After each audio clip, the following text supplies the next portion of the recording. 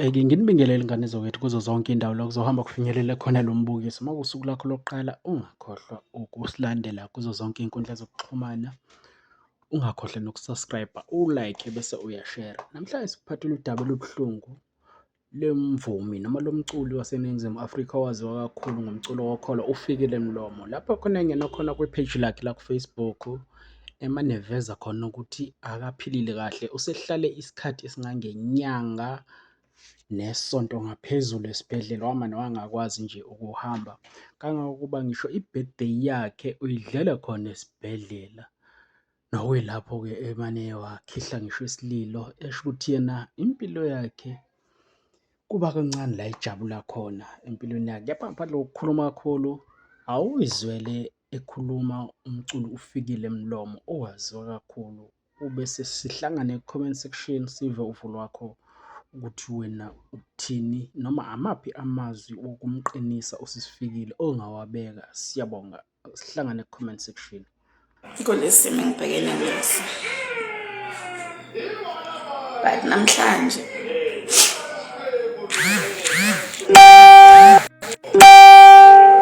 I felt weak, very weak, because it's my first time. It's my first time celebrating my birthday in this place. It's my first time celebrating my birthday in this place without my family, without my son.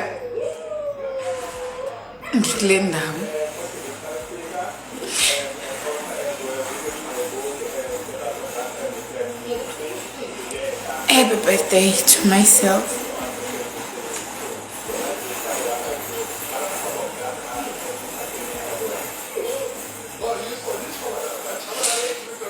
I'm the one oliculayo leli culo elithi mayenzeke intando yakho. I'm the one oliculayo leli culo elithi noma kunje I will praise God. But sometimes ziyafika ikhathi, iyafika imicabango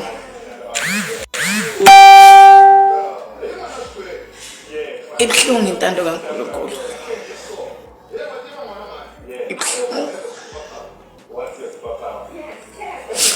Sometimes uzufise ukuthi wayengavela decide enza funa ukwenza. Mangibheka impilo yami, ngibheke emuva,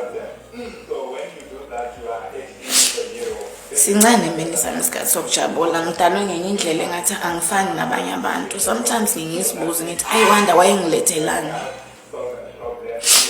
I wonder wayengilethelani lo baba, because yeah, kuningi mina unyaka uba mkhulu ngijabulile. Njoba ngisho ukuthi ngize ngibe nokuzibuza ukuthi I wonder wayengilethelani. Mhlambe ngaba i-mistake, ngabe elabantu abakuthiwa amaphutha ophutha kuyenzeka. But the problem is angimcelanga.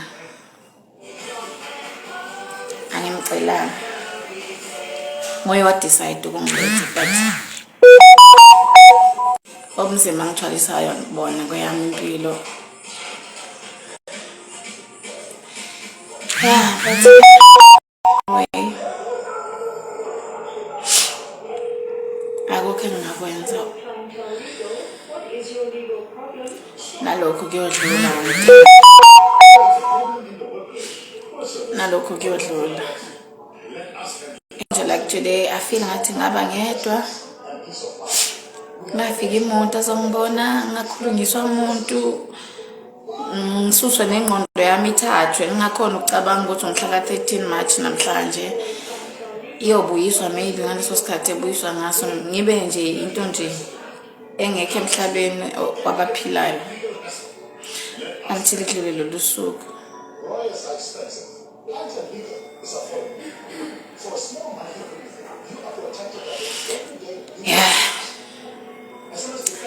Let me sing for myself. Just ngiziduduze bese ngiyogeza ngibe muhle as usual and try to celebrate my birthday. Sometimes ziyakubopha iy'ngoma oziculayo kufana nawo nomfundisi amazwi awashumayelayo ayambopha ngathi lezi ziyoshulwa ngoye ngathi awukho nomphongolo onganyembezi zami but ngelinye ilanga ziyoshulwa ngoye kusekumele azisule namhlanje ngathi noma kunje ngiyomkhonza I think sekumele ngimvezele ukuthi ngizomkhonza khona kunje. Yeah. Happy birthday to myself. Happy birthday nakwabanye abazalwa ngoMarch.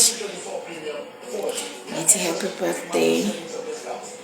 I hope and I'm praying ukuthi nami ngelinye ilanga impilo yami izifane neyabanye ingahluki ngale ndlela ehluke ngayo. Mhlambe vele ngoba ngihlukile nasemhlabeni ngesiphiwo esispecial maybe kumele ngithathe ngaleyo ndlela leyo so that ngeke ngilimaze. Yeah, sanibonani nonke ngiyanibona just that nje namhlanje ishikanyiwa guys. Ngiyangibuyela namhlanje yazi ngihlala ngi-strong but namhlanje yeah. Happy birthday to me. Happy birthday to me. Happy birthday to me. Happy birthday to me. Happy birthday to me. Happy birthday to me. Happy birthday to me. Happy birthday to me. Happy birthday to myself. Love you guys. Sobuye nginibone mase ngigezile sengimuhle ngadla ne breakfast. Yeah.